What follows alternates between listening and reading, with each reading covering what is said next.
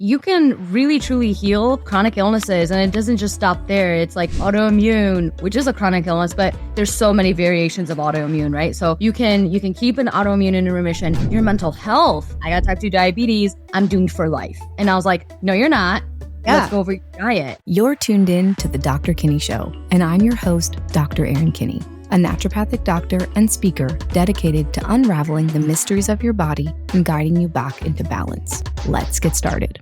Hey everyone, welcome back to another week of the Dr. Kinney Show. This week joining me, I have Geta Barbu, who I actually met on Instagram, and we've had some great interactions. And she's a nutritionist, and she's going to chat with us about, we're going to talk about type 2 diabetes. She's going to talk about her work with that, and I'm really excited for our chat today. So thank you so much for joining me.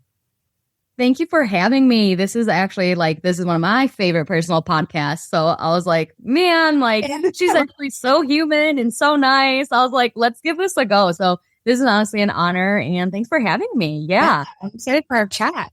So so why don't you share your story? Like, how did you get to be doing what you're doing? Yeah.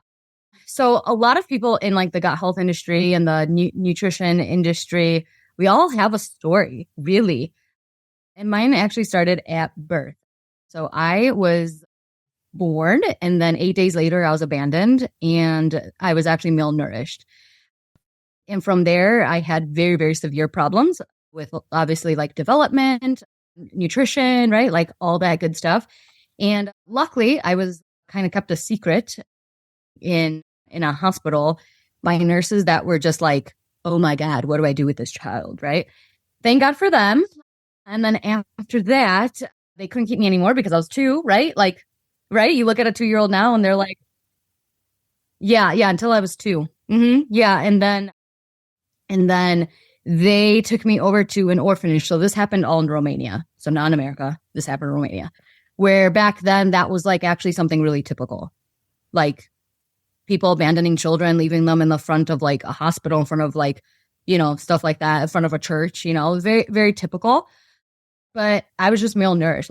I was sick, and I was in an orphanage, and anybody that knows anything about Eastern European orphanages, not the best nutritionally, right?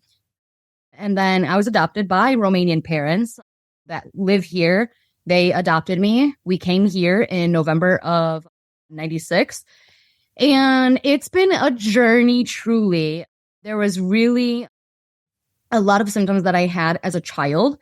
Children are really energetic and into what they're doing, focused, things like that.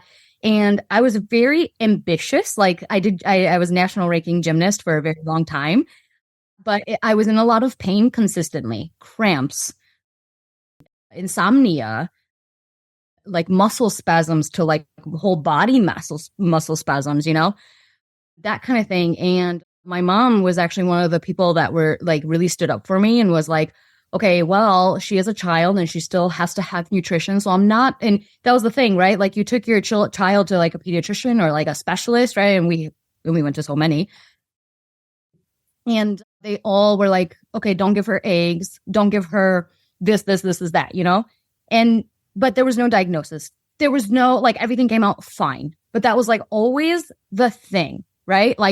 Okay, eliminate eggs, eliminate dairy, eliminate fried foods and things like that.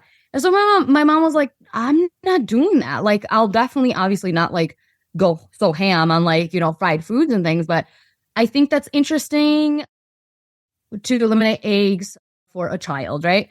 And by the time I was 16, 17, I really kind of put my foot down in my own health. And I was like, okay, I need to find out what's going on with me, because I was not well. I was not mentally, I was not well. Physically, I was not well. I was 16 and I felt like I was 70, 80 years old, truly in a lot of pain.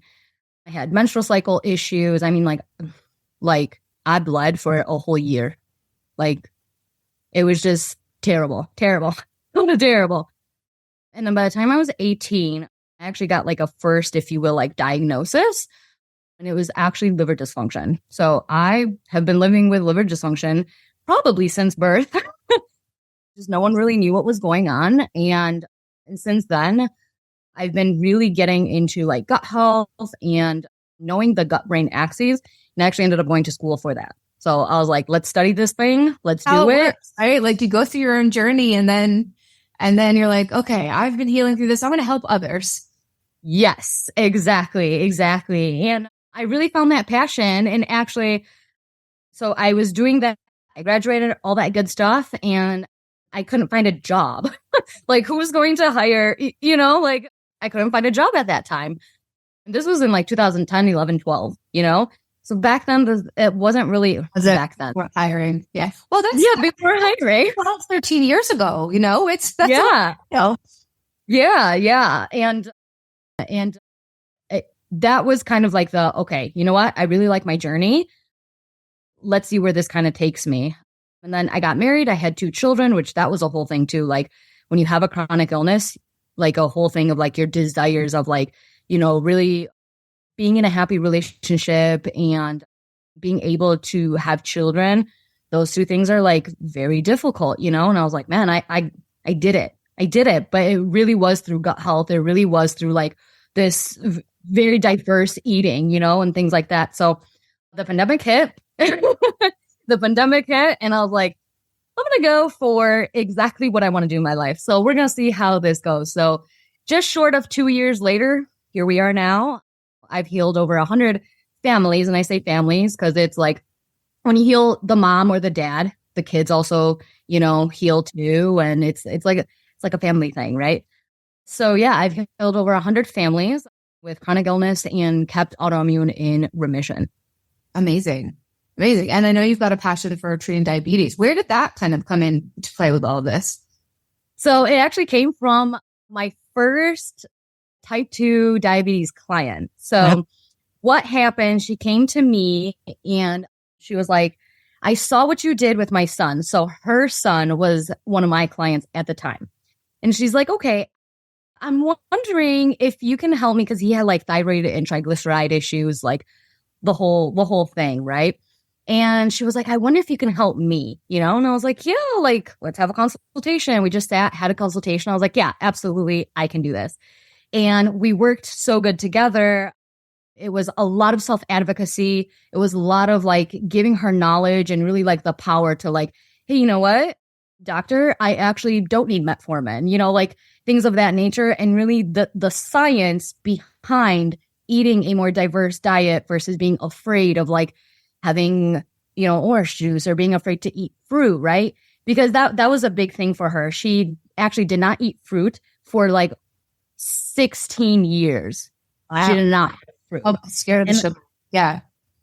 Right. And I was like, okay, that's definitely the first thing we got to do, right? Again, it's that inner work, the mental food relationship that we have, right?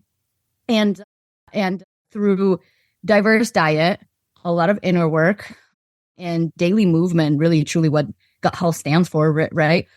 Doing those things, the sunlight, the habits, that we form. Yeah. Well, yeah. Now, I learned this my first, when I was still in med school, I was in my first like semester in clinic, and it was Dr. Diadamo, the blood type guy. He was like, the more chronic the disease, the more you go back to the basics: sunlight, food, movement, water. Like those elements have to be in place. And sometimes we think, and I was just on someone else's podcast earlier this week, and we were chatting about, I was giving tips for adrenal fatigue, and they were really, really simple. She was like, wow, those things seem so simple. I'm like, it's really the simple things that end up making the biggest impact on our health. Then when it comes to food, absolutely, eating the rainbow, that's where you get all your phytonutrients. And, and if you want to talk science about type 2 diabetes, the whole reason we have type 2 diabetes is your body's not making insulin receptors. And if you're not making insulin receptors, insulin can't bind to the insulin receptors and glucose can't get inside the cell. So it stays lock and key, right? The reason why your body's not making the receptors is it doesn't have the nutrients it needs to make the receptors. So we have, and so in fruits and vegetables are where we get the majority of our, you need fruits, veggies, and you need proteins and carbohydrates, like, in the right, components, but you cannot eat too many fruits and veggies, in my opinion. Now, granted, if you're type 2 diabetic and all you're eating is fruit, that can also be a problem, right? But yeah, scared of eating fruit. Fruit's going to give you, vitamin C and so many different compounds that are going to help your body, again, make those receptors that allow your blood sugar metabolism to work properly. yes, absolutely. I always say this, be the elite in the basics. Yes. You are elite in the basics, and you can really truly heal chronic illnesses. And it doesn't just stop there. It's like autoimmune, which is a chronic illness, but there's so many variations of autoimmune, right? So you can keep an autoimmune in remission. Your mental health, the same way, right? Like being the elite in the basics, it all comes down to foundations. And this is what we were talking about with my first client that ever was like, I got type 2 diabetes. I'm doomed for life. And I was like, no, you're not. Yeah. Let's go over your diet. And again, that was like the first thing is like fruits. And I was like, so, and again, this is where that happy medium must exist, right? Like you can't do an extreme and expect your body to not want another extreme. So like a really good example with this client was she hasn't had fruit in such a long time because she was so afraid, because that's what her doctors were saying. And she was on metformin, she was on SSRIs, because we haven't had a full diet, right? So it's that domino effect, right? And that was one of the things I said, okay, all right, here's what we're going to do. So it was, this was for 6 months we were together. And for the first month, the only thing that I had her do was have breakfast before coffee. Oh, that was like, I'm not a big fan of not eating before coffee. There are a lot of people that disagree with me, but I feel like your body needs to eat, especially if you're stressed or you're living with some sort of chronic condition and you're in a state where you haven't been giving your body what it needs. You've got to get that blood sugar balance before you put, and there are different ways to, address this. I know there's like adding butter and things to your coffee, which can give you more calories, and that is something separate. But if you're just waking up, not eating and like shotgunning a cup of black coffee, you're going to put your body in a fight flight mode, and it's not great for the blood sugar. Yes. And that's it. When we look at type 2 diabetes, and you mentioned about the locking key and the insulin and how it is produced, right? And the receptors, making sure that they fit in. Well, when we are in fight or flight, that's ultimately what you're telling your body to do is don't do this, or really substitute because you're not producing the right amount of insulin. Now your body has to figure out another way to essentially keep you in homeostasis, right? Yeah. Well, when you're in fight flight, you're going to make more glucose, or you're not going to make, you're going to break down glycogen from the liver. So your glucose levels are going to go up, right? Or not, which now the body has a higher need for insulin. And if it can't bind, your glucose levels are going to spike big time when you stress the body. And that's another piece, I love that you do the mindset work, because type 2 diabetics, I have some patients that develop type 2 diabetes and they don't eat a lot of sugar. It's developed because they've been in like a very severe stress state. And so their glucose levels are high, even though they're not eating sugar, which, this is one of the reasons why addressing stress and mindset and all these things is so important for health, because it can be a major factor that can help you, develop some sort of chronic disease, particularly diabetes. Bingo, right? And that's how I see this cycle. And again, like many people have an opinion about type 2 diabetes, but I don't enjoy like having like, it's not an opinion. Like this is really like backed up research on how insulin receptors produce. How do they produce? Again, we literally just said it, right? Like your glucogen goes up, your glucose goes up, all these, the cycle of just keeping homeostasis, right? In between your 5 senses, right? Because that affects us, right? If we're hearing something stressful, right? Like triggers, if we hear, like if you're a mom, if you hear your child crying, it's going to go up, right? Like all these things that just are affecting us. So between your 5 senses, between how you're eating your food, which is again, is habits, right? So are you chewing your food? Are you looking at your phone and scrolling through social media and you're getting like anxiety over things? And then digestion. So what are you doing for digestion to help you digest, right? Are you just sitting and then like falling asleep after you're eating? Are you doing some sort of movement after you're eating, right? And like, again, and I actually had a training on this like not too long ago, is keeping your glucose at what I call homeostasis level, right? Without having that peak and that drop, right? More like a wave, right? And how you keep that wave is, again, being an elite in the basics. And so going back to this first client, I was like, that's all you got to do. Right now, I just want you to focus on having breakfast before coffee. And she's like, okay, but what do I have? And I was like, well, I would enjoy to have you have whole grains, a fruit, a fat, and a protein, right? So she was like, okay, so I can have like a whole wheat flour pancake with some honey, with some raspberries, and like a side of bacon. And I'm like, bingo. And she's like, I haven't had a breakfast like this in over 20 years. I'm like, okay, cool. So let's do that, right? So let's start doing that. Within 2 months of just focusing on breakfast, and then after she was eating, she was doing some sort of movement, just that alone, she actually reduced her metformin in half. Amazing. Yes. And she had lost over 15 pounds. So eating more, right? By eating more. Yeah. Yes. Because that's a big thing too, right? In this nutrition world, right? Eat like a toddler. No, don't eat like a toddler. We are grown adults, people. Yeah. Right? So yeah. And that's what we were doing the first 2 months, just that. And she was very much now noticing, because that's the thing, right? Is when you become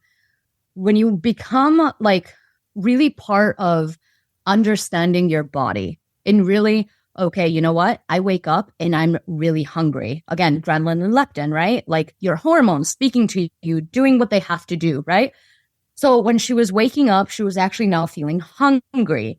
So now she was eating whole wheat. She was eating fruits. She was eating a really, really nutrient dense breakfast.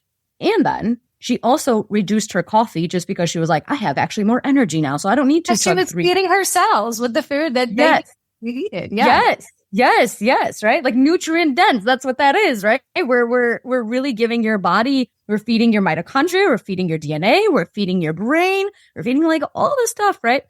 And she was like, wow, I don't need coffee. Wow. And that was one of the big things. So that was after like 2 months. After working with her, I was like, you know what? I think because I originally had started for just like gut health and like just like treating like IBS, bloating, things like that, right? And I was like, I have a chronic illness. I really enjoy like seeing this like aha moment with people that have like chronic illnesses. I think this is the road that I'm going to go. And ever since then, I mean, we have multiple people that, you know, they were on high doses of like metformin, Januvia, SSRIs because of the mental stress that was putting, right, from metformin and Januvia. So they were like reducing in half or even eliminating the prescription pills, right? And then we also have like supplements, right? Because this is a big thing too, taking supplements when you have type 2 diabetes, because you're not eating a nutrient dense. And we're not talking supplements like DHEA. We're talking about like magnesium, vitamin D. Yeah. Talking about basics. Yes. And really over supplementing. In fact, we were finding that people were over supplementing. Really strictly thinking about type 2 diabetes clients, I want to say 90%, truly 90% are over supplementing magnesium, over supplementing iron, right? And that was a big thing. So magnesium and iron, really, really nutrient available, especially in the Western society, right? A lot of things are iron fortified. And because you're taking prescription pills that actually do deplete you of iron and magnesium and selenium, but that's for like another chat because selenium is like so good for so many other things. But when we're talking about that, a lot of people tend to say like, no, I have to because I'm anemic. I have to supplement iron. And I think food combination here is really important. So like if we're having, you know, like a dairy with something that's really, really high in iron, they cancel each other out. Like it's really hard for our body. I don't know, like the way that we digest is just pretty much they cancel each other out, right? And so when we talk about like food combinations and really getting into this is past being like being, yes. You're like reading my mind. It's like past that, right? It's like, okay, now I'm in tune with my body. Now I understand what to eat. Now let's get to the science of it, right? And food combination like the iron with the dairy, really like not having that, really was upping the iron. And so they didn't have to take iron supplements, right? Magnesium, really understanding why you would have to take magnesium if you're low in vitamin D. Vitamin D is a hormone. It's actually not a vitamin, right? By description, right? It has to be activated, right? And so a lot of us are really overcompensating the magnesium because maybe now we do understand that magnesium is ideal for vitamin D absorption, but are you taking the right kind? And what is the supplementation amount that you're supposed to take? And it's actually really small, right?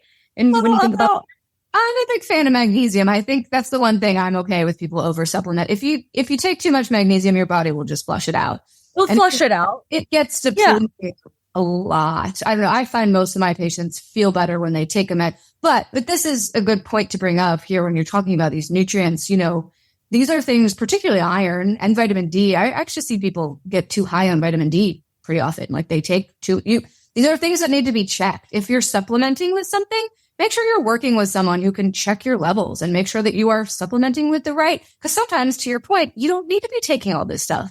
Sometimes you should. It depends on what's going on, right? Like, and how well it really does. And it really depends on, sorry. Yes, it really depends on again, biological reality and getting in tune with your body. I was taking zinc for the longest time because what I knew about my body is that I was feeling well with zinc. And now I don't take zinc because now I understand how to have that in my intake. Yes. And so that takes a little bit of time, right? And I, with clients and with people that really want fast results, I tell them that is give your body some grace, right? Give your body some grace, give your body some time because there's so many things every single day. Our DNA is changing. Every single day, our gut microbe is changing. Every single day, our skin is changing. Just think about that, right? So we cannot, and this is also, again, like a mindset and really understanding how to heal chronic illness is we have 5 different fingers on one hand. Why are we expecting every single day to be the same? Why? Yeah. Right? So if we walk in with that, today, it is going to be different, but I understand my habits and I understand my body. So here are the things that I can control. And when we talk about what control the controllables, when we talk about that, then instead of really, because there's a lot of noise, there's a lot of sound in the nutrition type 2 diabetes world, right? And when we talk about that, you don't give in into over supplementing vitamin D. You don't give in to over supplementing iron, Does that make sense? Oh yeah. Well, it feels like kind of from this discussion that we've been having, I think when your body's in a not great state, right? If you're in a type 2 diabetic state or you're dealing with a chronic illness, oftentimes our digestion or our gut is compromised in some way. So we're not, no matter what you're eating, you're probably not absorbing it very well. And that's where nutrition supplementation can be really helpful. If you're not able to absorb, iron or calcium or magnesium from a food, we can take it into some level. But as you said, as we get the basics down, as you get the body into a more a state where it's able to absorb what you're eating, and you're eating a variety of foods, right? And your body's able to tolerate them and you feel good and your energy's up and all the things, you might not need to supplement these things because you're going to be actually absorbing them from your food. So most episodes I talk about finding someone to help walk you through this process. If you're wow, I really don't feel good. I feel like I have to take a million supplements and I eat, nothing, or I don't eat very much, you might need some help figuring out what basics you need to implement, maybe what supplements you need, what you don't, work with someone, right? Get someone to help you through this journey. It's nice to have the support, and it's nice to have the support of someone who kind of has done it before, right? Has walked others through this journey. Yes. So So I didn't have that much support actually going through my gut health journey until I moved to Spain. So I lived in Spain for a little bit, and in Spain, and in general in Europe, people take nutrition a little bit more seriously, and they really like will sit down, like the social aspect of eating is really implemented in their daily lives, right? Eating is more, I feel like it's more of a stress reducing thing in Europe. Like that's part of like the pleasure of life. Whereas I feel like in America, we're like, oh, we're going to eat some fast food on the run. And it's like, it's combined almost with the stress. Like we're so stressed about food here. And yes, that's not a great, like we need to unwire that. Like food should be pleasurable. Like that breakfast that you described, that woman, since she hadn't eaten that in years. It's like, that sounds like a really enjoyable breakfast, right? Like, yeah. And it's so easy to make too. Yeah. Yes. Probably like, that was making her feel joy, which was taking her out of fight flight. That was very healing, right? Yes. Yes. And this is where we meet science with habit, right? Is that what happens biologically to us when we actually just sit down? And again, I know we're talking about basics and like type 2 diabetes, but really that's what it boils down to. Like when I lived in Spain, again, like it was really, okay, let's meet up for dinner, you know? And it was like this like 2-hour thing. And I'm like, okay, like no one has nowhere else to be. Wait, what's happening? Where's the next thing? No. Right. Right. It was just very long dinners, right? And I was like, okay, you know, and I noticed there that was ultimately because I had already begun my gut health journey, and I was still having like the liver attacks, the cramps, the menstrual issues, still having them, but it wasn't as intense, right? And so when I had found these basics, sitting down, hanging out, getting sunlight the first thing in the morning, really staying on top of my labs, that was really helpful too, to have like evidence like, oh, yes, I am really truly getting better, right? When we talk about those things, it just like lifts this like brick off my chest, if you will, you know, because it was like, well, what do you mean you have liver dysfunction? So what do you do? You know, and that's the thing, is like, how do people live with this chronic illness? And I think ultimately, I think many of us have chronic illnesses and many of us have chronic pain, chronic inflammation, and we just choose to live like this because it's like, it's okay. It's so common. It's okay. But it's not feeling good, and you almost forget what it feels like to feel good. Yes. And it becomes part of your fight.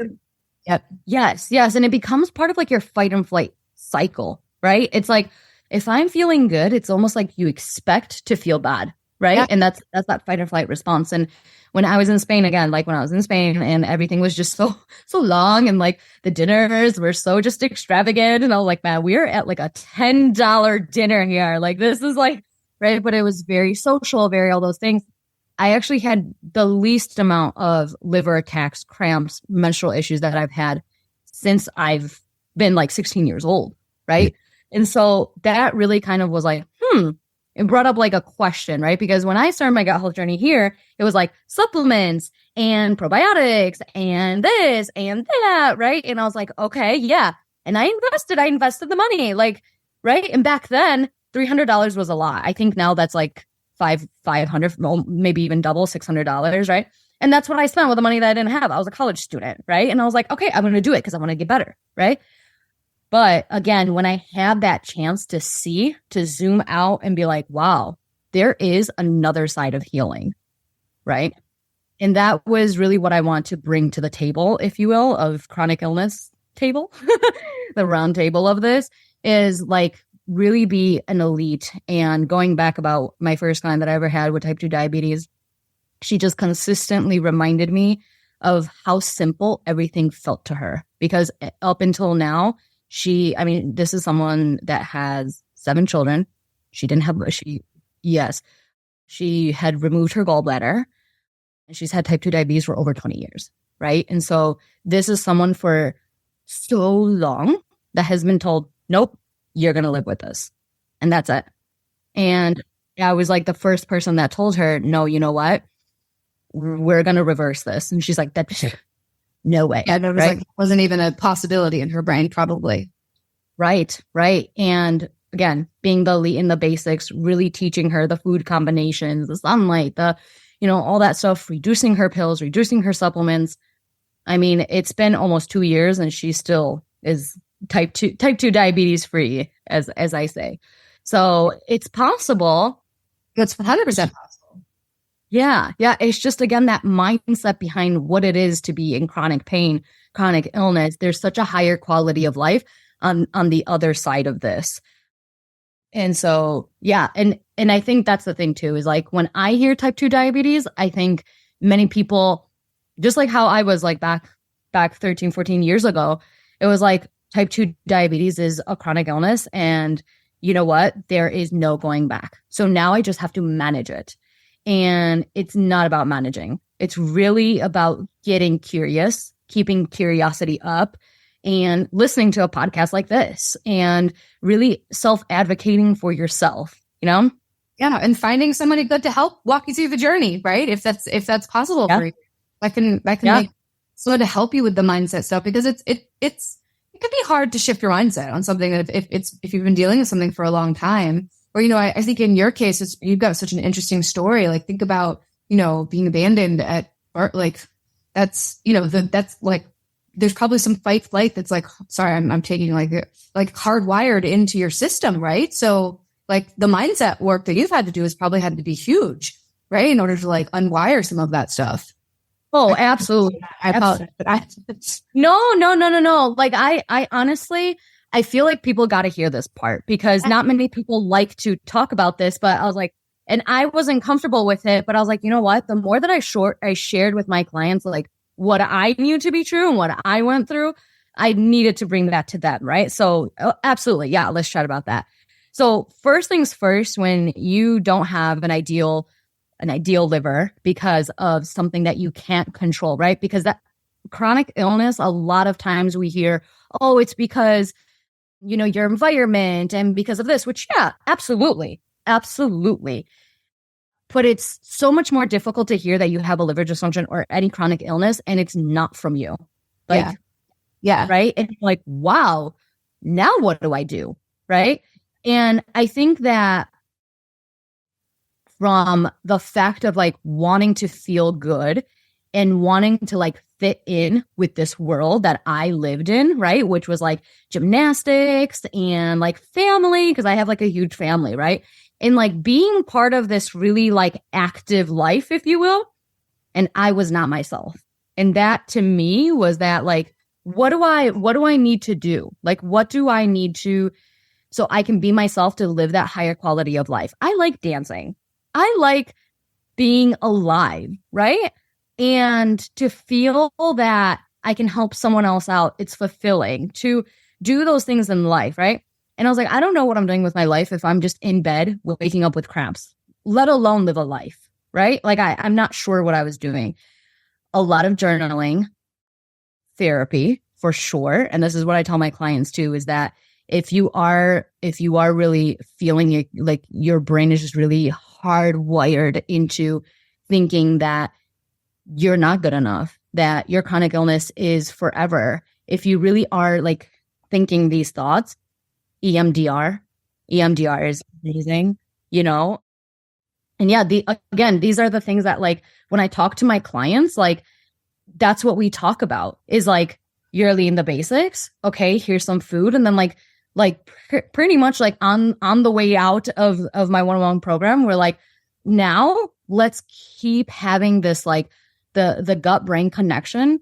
Let's keep it messaging to each other ideally, and there's EMDR, there's so much breath work to learn, meditation, like the 5 senses meditation. This is like actually fun. I'm gonna do this on this podcast here. So there's a 5 senses meditation that I actually teach my one-on-one clients, and it's actually you're going on a walk or you're outside, and you literally use your 5 senses when you are outside.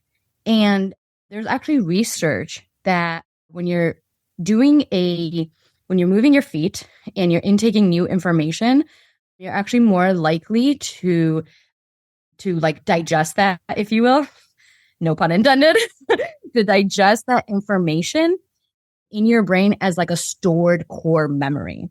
And so like, even like if you're listening to like this podcast, like maybe you should walk, or maybe like, I don't know, if you are like a clean freak like me, clean the house while you're listening to this episode. Move your body. Yeah. Move your body. Yes. And I love that the five senses. So hearing, smelling, touching, and what did I say? Hearing, seeing, touching, smelling, right? And tasting, yes.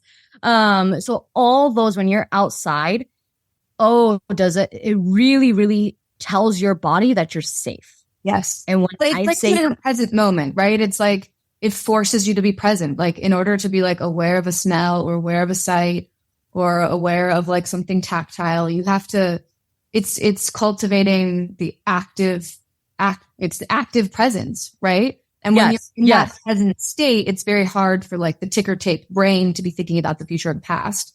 And that's usually where we get caught up so much is we're worried about what's happening in 10 minutes, or we're thinking about what happened 5 years ago, or, our brain's not staying present. So that's a great technique or tool for people to use. If you're not a lay down meditator or a sit down meditator, make it an active meditation. I was that person. Like I was not that person where like I could like stop and like put my hand on like one hand on my chest and like one hand on my belly. Like I didn't like that. I felt weird. And so I was like, I need to find out how to do this. And it was actually my EMDR therapist who showed me this. And I was like, I feel now like I'm just on top of the world. And biologically, and now like getting back to just having chronic illness, especially type 2 diabetes, you're stopping that fight and flight. So as long as you keep your cycle in fight and flight, you're not giving your body a reason to feel safe. So when you're feeling present, you're doing, again, these basics. When we're doing that, now you're giving your body that help that like, hey, it's okay. That's when healing can occur. Like when you're in fight flight, you don't heal. But if you allow the body to come out of that cycle and you allow, and I think sometimes some of us are hardwired through whatever we've been through. And I think we're more likely to be hardwired after the pandemic. We've all been in this like low level fight flight cycle for, God, it's going on 3 years now, that it can feel very weird to sit and like try to clear your brain. So an active meditation, I think, can sometimes really match the state that you're in because it feels good to be moving and like, but it's teaching the brain to be present. Yes. So going back to like insulin and just in general, how insulin gets produced in the pancreas, right? So when we are meditating and when you actually come to that present state, you're actually now, because now you've told your body that it's safe, now your insulin is actually not producing as much because there's so much of the hormonal side to insulin resistance now that now like your cortisol, your aldosterone, your thyroid stimulating hormone, your adrenal glands, now they're all talking to your pancreas. And now they're all like, okay, chill out, pancreas. Yeah. And your blood sugar is going to go down too. Like your body's not going to be bringing down excess sugar. You're kind of going to come back to that homeostatic place, right? That you were talking about. Like that helps, So I think the message from this show is work on the basics, right? And because it's the basics. And work on, doing whatever you can do to keep your brain present or to call or get out of that fight flight state and figure out, like work with someone to figure out what foods you need, what nutrients you might need to be taking versus not taking. And if you're doing all those things, it's 100% possible to reverse diabetes. And, I'm a really big believer that you can reverse anything that happens in the body, obviously. Me too. But, in terms of chronic disease type of thing, if you give the body what it needs and you take away what it doesn't need and you give it enough time and you take it out of fight flight and you allow it to be in the healing state, you can see amazing things happen. Like I've seen amazing things that people were like, oh, I was diagnosed with this autoimmune thing. And, a little bit of time, the right things, the basics, and they no longer have it anymore. So it's the human body is truly, and I think anyone who's studied it or is in this line of work at all, I don't know how you don't believe in a higher power. Like, and this is a whole other topic, but if you have learned about the human body, I feel like you have to, like, holy shit, it is amazing what the body can do. Like, and I know it's all very scientific and, we learn all the science, but especially like if you're a woman and you've gotten pregnant and you've had a child, like just that, like, it's just it's amazing to me what the body can do. Anyways, yes. In my years of practice, I can't tell you how many times like someone has come in and they've sat down, maybe several months after I started working with them, and what comes out of their mouths. And I'm like, at this point I know it, but I'm still just like, wow, that happened. You're that better. It's amazing. Exactly. Like, yes. I'm like amazed all the time. And And I laugh at myself at being amazed because I'm like, well, of course that happened. Like, why didn't it? Of course it happened. But it's just, I think because it's so ingrained in us that, you get diagnosed with this and you're going to have it. And even though I work in this field and I've experienced some of this in my own health, I'm like, wow, that is just so cool that this person had XYZ and now they don't.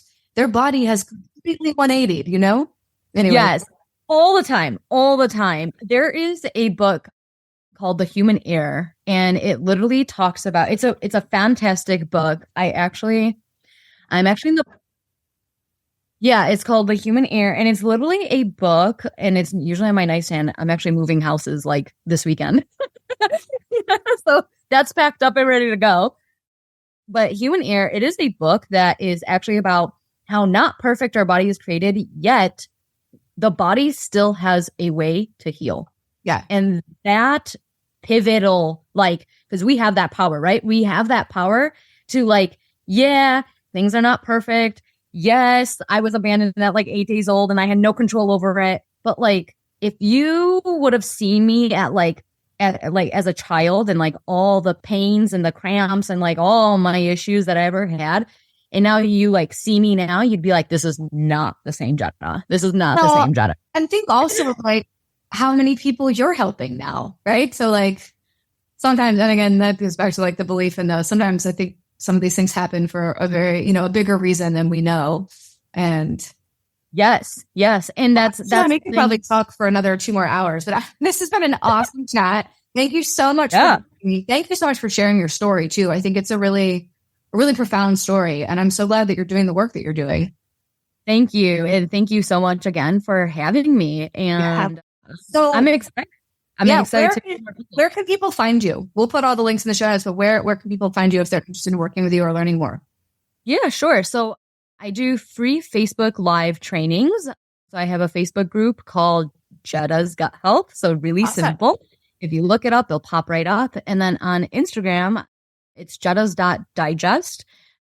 And on there, I have a link if you want to actually kind of talk with my community. I'm big on community and really healing as a unit. And I actually have a link in my bio that's actually for what I call the health circle chat. And we talk really in depth about some hot takes. Right. Yeah. Awesome. I'll give you, check her out there. Yeah. And we'll have all the links in the show notes. And thank you so much, Jetta. This was a great chat. And I will see everyone next week. Perfect. Thanks so much. Thank you for tuning in today. If you enjoyed this conversation, be sure to connect with me on social media and leave a rating and/or a review. This helps grow the show so more people have access to this knowledge that leads to empowered healing. Love and light, and see you next week.